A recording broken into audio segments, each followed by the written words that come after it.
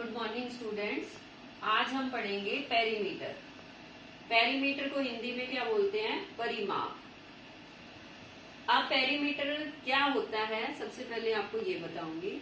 जैसे मान लो कोई भी फार्मर है, वो अपने फील्ड के चारों तरफ कुछ भी वायर लगाना चाह रहा है या फिर फेंसिंग करना चाह रहा है, तो उसको कैसे पता चलेगा मुझे कितनी वायर चाहिए? तो उसके लिए उसको क्या निकालना पड़ेगा? पेरीमीटर, या फिर इसको हिंदी में बोल सकते हैं परिमाप। अब उसके फील्ड की शेप किसी भी तरह की हो सकती है। अभी तो मैं आपको सिर्फ 3 शेप के बारे में ही बताऊंगी: square shape, rectangle shape, triangle shape. Square को हिंदी में बोलते हैं वर्ग, रेक्टेंगल को बोलते हैं आयत और ट्राइंगल को बोलते हैं त्रिभुज। स्क्वायर शेप में क्या होता है, उसकी चारों साइडें जो होती है वो इक्वल होती है। मान लो जैसे इसको मैंने बोला हुआ है कि ए बी सी डी एक स्क्वायर है, ए बी सी डी, तो इसकी साइडें क्या है? ए ए ए ए। अब इस ए का मतलब क्या हो सकता है कि भी बाय चांस उसकी मान लो साइड है 5, तो ये भी 5 होगी, ये भी 5 होगी, ये भी 5 होगी, ये भी 5 होगी। अगर मान लो उस 5 की जगह मान लो 10 भी आ सकता है, 20 भी आ सकता है, तो वो क्या होगा? यहाँ पर भी 20 होगा, यहाँ पर भी 20, यहाँ भी 20 और यहाँ पर भी 20। आयत यानी रेक्टेंगल के केस में क्या होता है, आपकी जो अपोजिट साइड्स होती है, यानी आमने सामने की जो भुजाएं होती हैं वो इक्वल होती है। अब जैसे मान लो इसके अपोजिट में क्या है, ये ए बी के अपोजिट में है सी डी, तो अगर बी जो है वो हमारा मान लो 50 है, तो इधर भी ये क्या होगा? 50।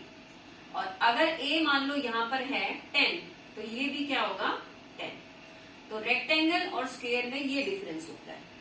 ट्राइंगल में क्या होगा? उसकी तीनों साइड्स क्या हो सकती है? डिफरेंट भी हो सकती हैं, सेम भी हो सकती हैं। तो अभी हम जो केस लेके चल रहे हैं वो हम लेके चल रहे हैं तीनों साइड्स जो है वो डिफरेंट है। मान लो ये क्या है? 4, ये क्या है? 5 और ये क्या है? 6। एग्जाम्पल के तौर पे ले रहे हैं। आप जब क्वेश्चंस करोगे तो कुछ भी आ सकता है। अब इसका जो फॉर्मूला है वो निकालने का तरीका बताऊंगी आपको। आप उसको लर्न करोगे, एक तो आप लर्न करते हो, लेकिन आप उसको समझ के लर्न करो तो आपको प्रॉब्लम नहीं आएगी। जैसे मान लो अब स्क्वायर है, स्क्वायर की कितनी साइड्स हैं? 4। तो मैंने इसको क्या लिखा है, जब आप इसको क्या करोगे, जो पेरीमीटर निकालते हैं उसमें क्या करते हैं, इसकी जो जितनी भी साइड होती है उन सबका टोटल करना होता है, चाहे वो रेक्टेंगल हो, चाहे स्क्वायर हो, चाहे ट्राइंगल। अब क्या करते हैं, जैसे अब इसका मान लो पेरीमीटर निकालेंगे तो इसका क्या तरीका होगा, सभी साइडों को जोड़ो, ए प्लस ए प्लस ए प्लस ए। अब ये कितने टाइम्स आया है? 4 टाइम्स। तो अब हम इसको क्या कर सकते हैं कि भी 4 टाइम्स ए है तो इसको लिख सकते हैं 4 इंटू ए, या बोल सकते हैं 4 इंटू साइड।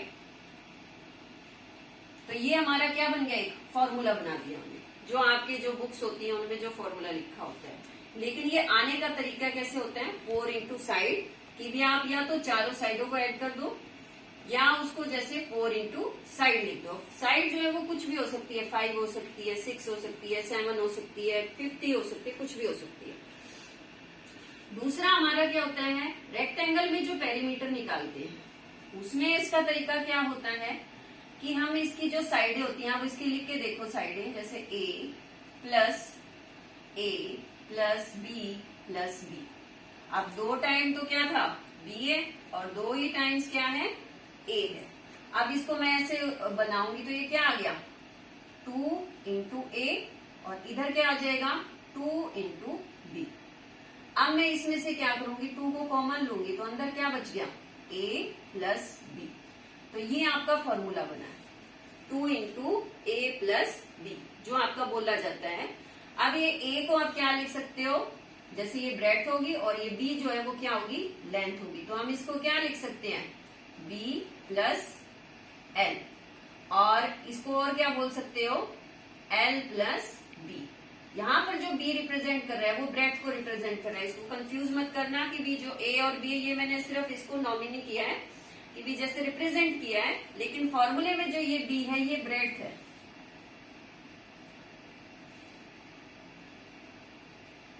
और क्या लिख सकते हो, 2 इंटू लंबाई जमा चौड़ाई, इसको इस तरह से लिख सकते हो। अब ट्रायंगल में क्या करना होता है, आपको तीनों साइड्स का सम करना होता है। तो ट्रायंगल के लिए सिंपल क्या होगा, पेरीमीटर का फॉर्मूला ए प्लस बी प्लस सी। कहीं पर भी ट्रायंगल की आपको साइडें दिखेंगी, आप उसकी बस साइडों को जोड़ दोगे। अब मैं इसके बेस जो है वो आपको क्वेश्चंस कराती हूँ।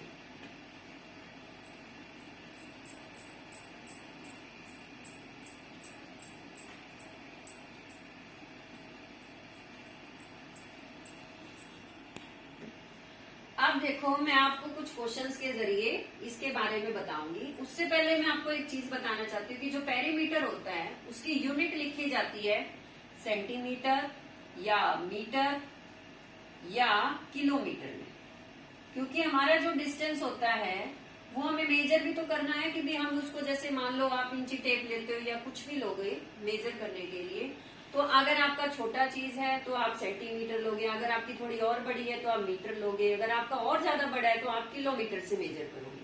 तो ये इसकी यूनिट होती है। विदाउट यूनिट आप ये नहीं पता लगा सकते कि भी उसका मेजरमेंट कितना है।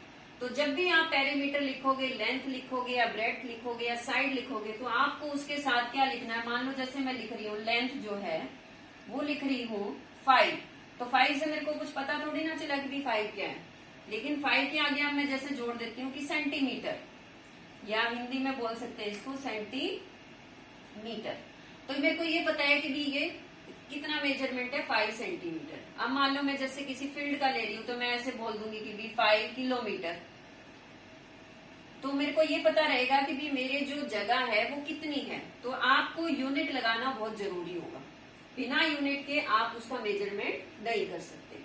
दूसरी चीज मैं आपको जो बता रही हूँ, जैसे मान लो ये 2 फिगर दे रखी है, इन फिगर्स में अब हमें पेरीमीटर निकालना है। पहले थोड़ा सा इजी लेंगे, फिर हम थोड़े से डिफिकल्ट क्वेश्चंस पे आएंगे।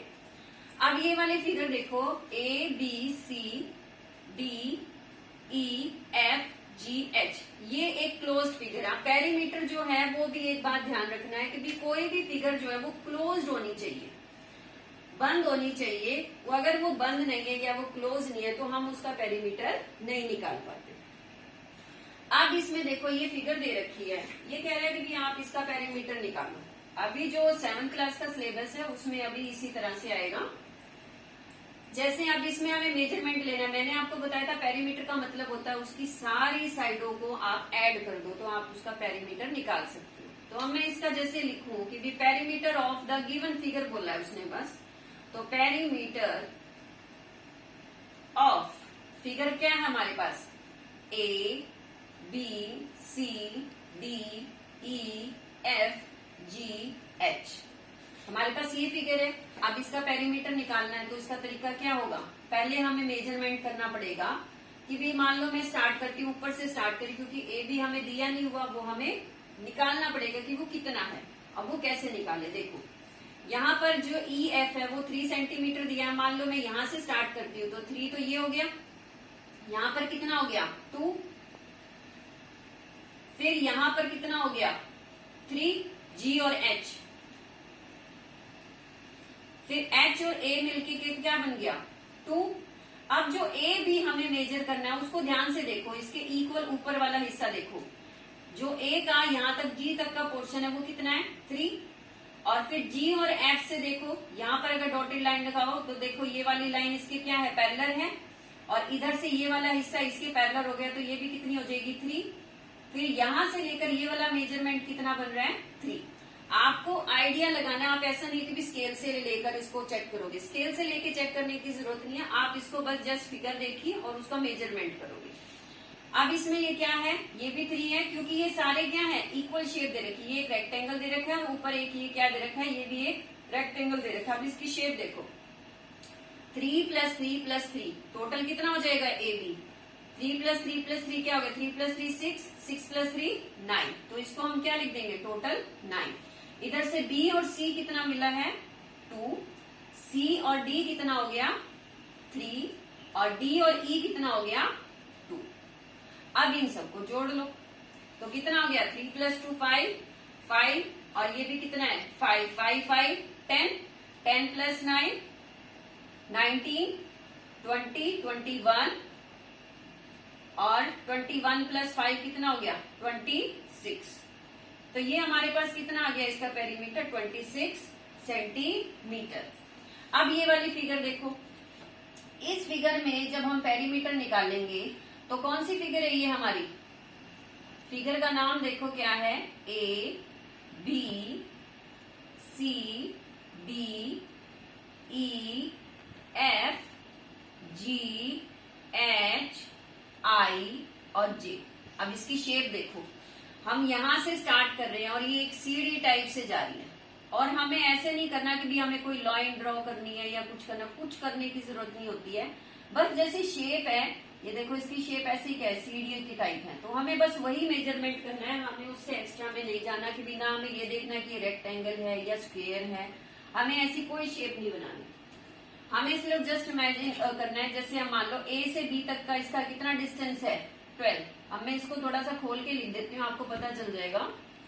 ए B plus B C plus C D plus D E plus E F plus F G plus G H plus H I plus I J. अब इन सबको जोड़ के देखो क्या आ रहा है, और एक और भूल गए हम, जे और ए, क्योंकि हमें इसका पूरा लेना है।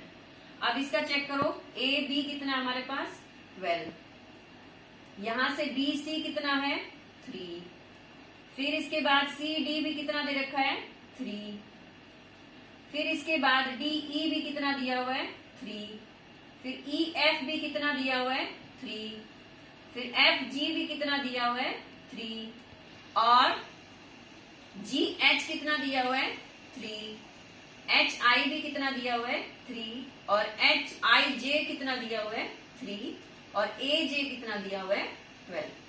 अब एक बार चेक कर लेते हैं कि हमारे जो 3 है, नंबर्स ऑफ 3 है, वो ठीक है या नहीं है। अब देखो कितनी बार टाइम्स आया है, 1 2 3 4 5 6 7 8, 1 2 3 4 5 6 7 8, यानी ये हमारा ठीक है। अब इसको जोड़ोगे तो आपका कितना आएगा, 12 प्लस 12 कितना हो गया 24, और ये कितने टाइम्स था 8 टाइम्स था, तो 8 इंटू 3 कितना हो गया 24, तो यानी आंसर हमारा क्या आ गया 48 सेंटीमीटर। अब हम अगला क्वेश्चन लेते हैं, उसमें हम चेक करेंगे। अब हमारे पास फिगर टाइप के कोई क्वेश्चन नहीं होंगे, मतलब हमारे पास जैसे स्क्वायर हो गया, रेक्टेंगल हो गया, इस तरह के क्वेश्चन लेंगे। अब हम क्या करेंगे, पेरीमीटर के कुछ एग्जांपल्स ले रहे हैं। पहला तो मैंने आपको बताया था एग्जांपल, एक सिंपल फिगर दी हुई है, उसका आप पेरीमीटर कैसे निकालोगे। अब हम निकालेंगे जैसे स्क्वायर शेप दी हो, तो उसमें किस तरह के क्वेश्चन आ सकते हैं। Find the perimeter of a square of side 4 centimetre.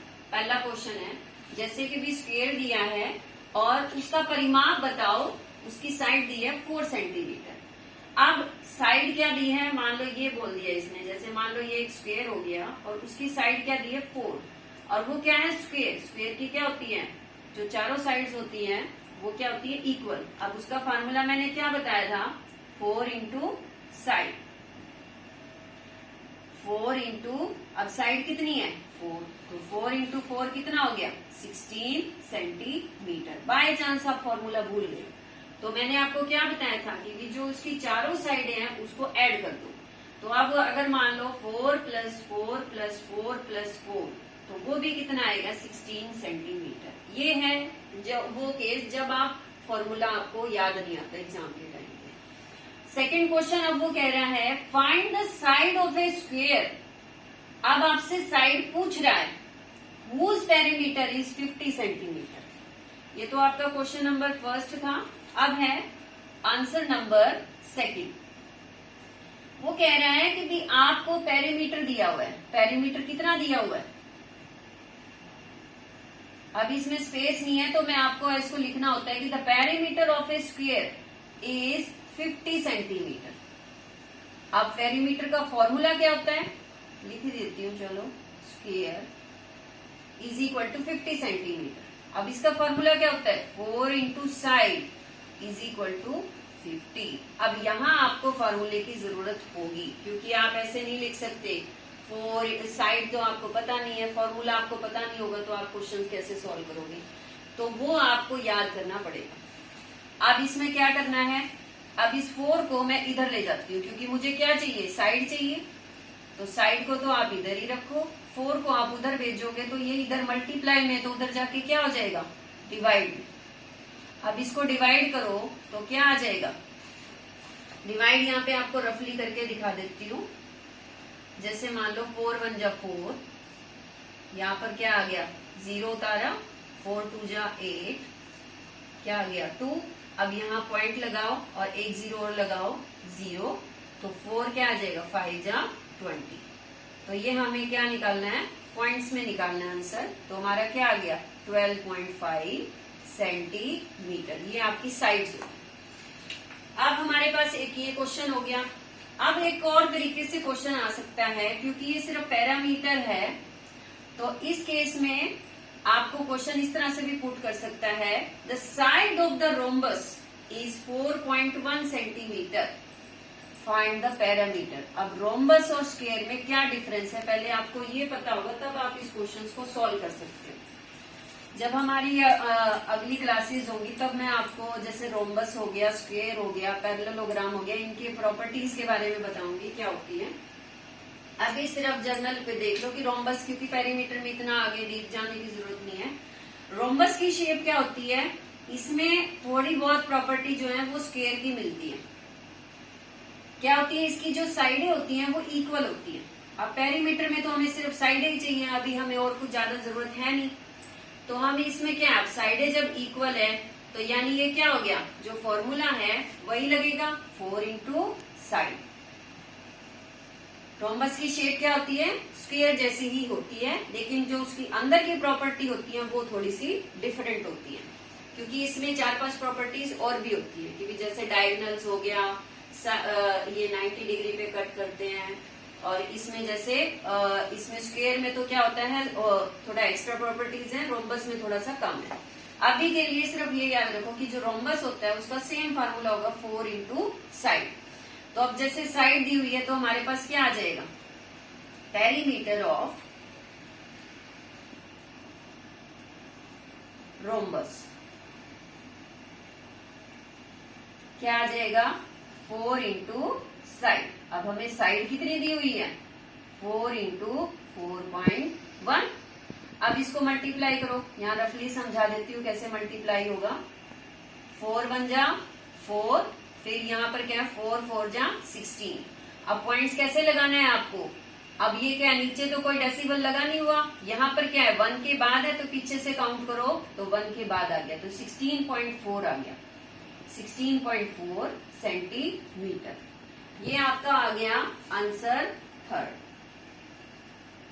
अब फोर्थ क्वेश्चन बिल्कुल वैसे ही जैसे मैंने स्क्वायर का बताया था कि we find the sides of the rhombus whose perimeter is this. तो अब इसमें क्या पूछी, साइड्स पूछी है और पेरीमीटर दिया हुआ है, तो वही फॉर्मूला लगेगा हमारा। क्या दिया हुआ है, sides of the rhombus, Hindi में इसको बोलते हैं समचतुर्भुज। क्या दी हुई है, पूछी है हमसे, और पेरीमीटर क्या दिया हुआ है, 36। अब इसका फॉर्मूला लगाएंगे यहाँ पे, तो क्या आ जाएगा, 4 into side is equal to 36। तो साइड हमारे पास क्या आ जाएगी, इस 4 को इधर ले जाओ, डिवाइड में हो जाएगा। अब इसको काटो तो काट सकते हो क्योंकि ये फुल्ली कट हो रहा है, तो 4 1 जा 4, 4 9 जा 36। तो साइड्स की वैल्यू क्या आ गई, 9 सेंटीमीटर। ये हमारी एक साइड निकलाई। अब क्योंकि उसकी चारों साइड इक्वल होती हैं तो हर एक साइड कितनी होगी, 9 सेंटीमीटर। अब हम क्वेश्चंस करेंगे रेक्टेंगल से रिलेटेड। ये हमारे थे स्क्वायर और रोम्बस से। अब इसके बाद हमारा जो नेक्स्ट जो है वो क्या होगा, रेक्टेंगल। अब रेक्टेंगल में किस तरह से क्वेश्चंस आ सकते हैं, एक तो सिंपल क्वेश्चन बन सकता है कि भी जैसे आपको बोल दिया कि भी आपको क्या दी हुई है, रेक्टेंगल की साइड्स दे दी, लेंथ और ब्रेड्थ, और आपको सिंपल पैरामीटर निकालना है। दूसरा आपको क्वेश्चन दे सकता है कि भी पैरामीटर दिया हुआ है और एक ब्रेड्थ दे दी और दूसरी लेंथ निकालनी है। अब जैसे क्वेश्चन है हमारे पास पहला, the parameter of the rectangle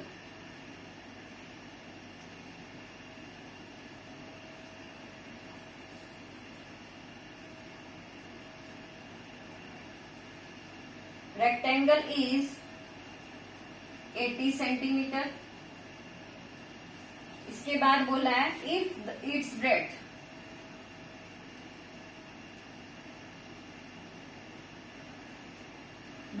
is 10 centimetre,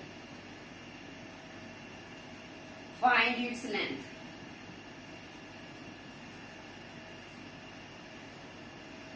अब क्या दे दिया, पेरीमीटर तो दे दिया। अब इसको सॉल्व कैसे करेंगे, देखो क्वेश्चन में ही आंसर छुपे होते हैं। अब हमारे पास क्या है, पेरीमीटर ऑफ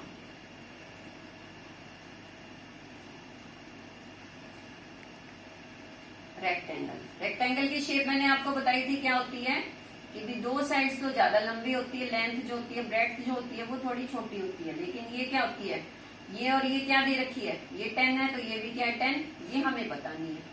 लेकिन पेरीमीटर, ओवरऑल जो पेरीमीटर होता है वो उसका उसने कितना दिया हुआ है, टोटल 80। तो अब हमारे पास पेरीमीटर क्या है, 80 सेंटीमीटर।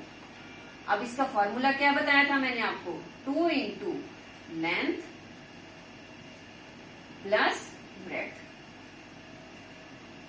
हिंदी में इसको बोलते हैं 2 गुना लंबाई जमा चौड़ाई।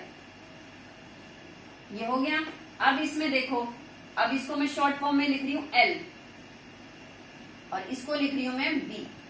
ये शॉर्ट फॉर्म मैंने ऐसी इमेजिन कर ली क्योंकि हम इसको लिख देते हैं कि भी L जो है वो रिप्रेजेंट करता है लेंथ को और B जो है वो रिप्रेजेंट करता है ब्रेड्थ को। अब L तो हमें पता नहीं, लेकिन ब्रेड्थ हमें पता है, कितना दे रखा है 10। अब इसको स्टेप बाय स्टेप सॉल्व करेंगे। कैसे सॉल्व करना है, पहले हम ब्रैकेट को तो हटा नहीं सकते। अब हम पहले 2 को उधर लेके जाएंगे। L plus 10 is equal to 80/2 हो जाएगा, क्योंकि ये यहाँ पर क्या है, इसका मतलब मल्टीप्लाई, ये इस पूरे ब्रैकेट को मल्टीप्लाई कर रहा है। जब ये यहाँ मल्टीप्लाई तो इधर जाके क्या हो जाएगा, डिवाइड। तो क्या आ गया ये 40। अब L प्लस 10 जो है वो क्या आ गया 40। अब इसको यहाँ कर रही हूँ बाकी क्वेश्चंस को।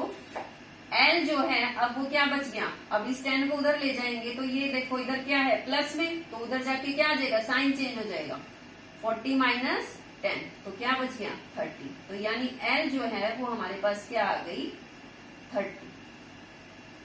ये तो एक टाइप होगी क्वेश्चंस की। दूसरा एक हो सकता है आपको नाम बदल देता है वो, लेकिन उसकी प्रॉपर्टीज जो है वो सेम है रेक्टेंगल की तरह से। जैसे क्वेश्चन दे रखा है, the sides of the parallelogram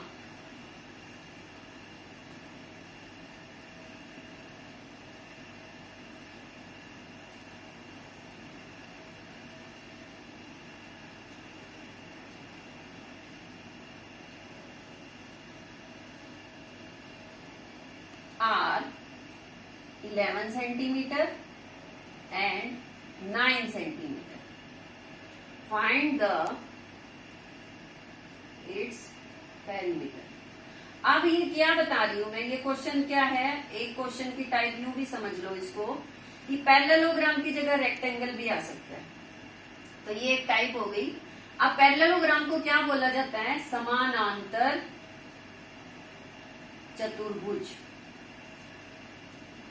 इसकी जो प्रॉपर्टीज होती हैं वो रेक्टेंगल के जैसी ही होती है, जो इसकी अपोजिट साइड्स होती हैं वो इक्वल होती हैं। इस वजह से इसको हम क्या फार्मूला लगाएंगे कि भी जैसे रेक्टेंगल में क्या होता है, अपोजिट साइड्स क्या थी, इक्वल होती हैं, तो उसी तरह से इसमें क्या होती है, इसकी अपोजिट साइड्स इक्वल होती है। इसीलिए इसने पैरेललोग्राम का यूज किया है कि आप इसका पेरीमीटर निकालो। तो फॉर्मूला दोनों का क्या होगा, सेम ही होगा। तो इसको कैसे सॉल्व करना है, जैसे अब इसमें साइड्स दी हुई हैं। अब ये क्या 11, तो ये भी 11 होगी, अगर ये 9 है तो ये भी क्या होगी 9 होगी। तो इसकी हम क्या बोलेंगे, लेंथ ऑफ पैरेललोग्राम, ये शॉर्ट फॉर्म लिख दी मैंने पैरेललोग्राम। ये लाइन पैरेलल की होती है, क्या आ जाएगी 11 सेंटीमीटर, और ब्रेड्थ जो है वो क्या आ जाएगी 9 सेंटीमीटर। तो पेरीमीटर क्या आ जाएगा इसका, सेम सिचुएशन बिल्कुल रेक्टेंगल में होगी, बिल्कुल इसी तरह से लिखना है। तो इसमें क्या आ जाएगा L plus B, 2 into 11 plus 9 that is equal to 11 plus 9, पहले ब्रैकेट सॉल्व होती है, बोर्ड मास का जो रूल होता है। तो 11 प्लस 9 कितना आ गया 20। तो ये क्या आ जाएगा 2 इंटू 20। ब्रैकेट का मतलब क्या होता है मल्टीप्लाई करना, तो 2 को आप इससे मल्टीप्लाई करोगे तो क्या आ जाएगा ये 2 into 20 that is equal to 40 centimetre. अब आपको एक क्वेश्चन और करा रही हूँ।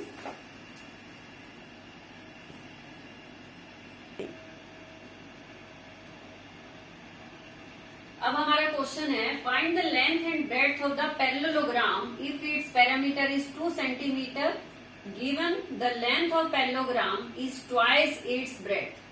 अब ये थोड़ा सा कंफ्यूजिंग है कि भी इसमें आपको लेंथ भी नहीं दी और ब्रेड्थ भी नहीं दी, उस केस में आप इसको कैसे सॉल्व करोगे। तो पहले हमें क्या देखना है कि वो कह रहे हैं कि जो लेंथ ऑफ पैरेललोग्राम है वो है इज ट्वाइस इट्स ब्रेड्थ, यानी जितनी ब्रेड्थ है उससे दुगनी उसकी क्या है length.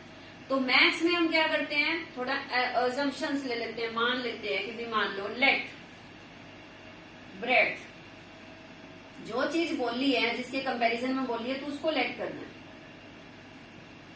Late the breadth of parallelogram equal to क्या मान लेते हैं x मान लेते हैं, क्योंकि हमें नहीं पता कितनी है। फिर जो लेंथ है वो क्या बोली है उसने, लेंथ बोली है कि भी वो ब्रेड्थ के ट्वाइस है यानी दुगनी है। तो यानी अगर ये x है तो वो क्या हो जाएगी 2x सेंटीमीटर। अब पेरीमीटर हमें क्या दिया हुआ है, पेरीमीटर दिया उसने 270 सेंटीमीटर। अब इसका देखो फार्मूला क्या होगा, पैरेललोग्राम का जो फार्मूला है वो सेम होगा जैसे रेक्टेंगल का होता है। तो फार्मूला लगाएंगे तो 2 into L plus B is equal to 270 हो गया। अब हमें एल भी नहीं पता बी भी नहीं पता, तो हमने क्या माना था उसको x और 2x। तो यहाँ पे क्या लिखेंगे 2x और plus x is equal to 270। अब ये क्या आ जाएगा, इसको पहले ब्रैकेट को सॉल्व करेंगे तो 2x प्लस x कितना हो जाएगा 3x। तो ये क्या आ जाएगा 2 into 3x is equal to 270। अब इसका ब्रैकेट का मतलब मैंने आपको बताया था कि मल्टीप्लाई होता है, तो 2 इंटू 3 क्या हो जाएगा 6x इज इक्वल टू 270। अब x इज इक्वल टू 6 को आप उधर ले जाओगे तो क्या हो जाएगा डिवाइड। अब ये इधर डिवाइड करेंगे, अब इसको डिवाइड करके देख लो रफली, आप इसको यहाँ पे करके दिखा देती हूँ 270 और 6 से, तो क्या आ जाएगा 6 4 जा 24, 6 5 जा 30, तो ये क्या आ जाएगा 4 पे जाएगा। अब ये क्या आ जाएगा 6 5 जा 30, तो आंसर क्या आया 45। तो x की वैल्यू जो है वो कितनी आ गई 45। अब x हमारे पास 45 आया, हमने क्या माना था ब्रेड्थ, ब्रेड्थ क्या कही थी x बोली थी तो वो क्या आ गई 45। लेंथ कितनी बोली थी हमने 2 इंटू एक्स, तो that is equal to 2 into 45, और ये क्या आ जाएगी 90 सेंटीमीटर। ये एक टाइप होगी। अब हम दूसरी टाइप करते हैं। क्वेश्चन है find the perimeter of the equilateral triangle of side 3.6 centimetre. अब इक्विलेटरल ट्राइंगल आपको जब आप थोड़ा बड़ी क्लास में होगे तो आपको डिफरेंट टाइप्स के ट्राइंगल्स के बारे में देंगे और फिर उससे रिलेटेड पेरीमीटर निकालना सिखाएंगे।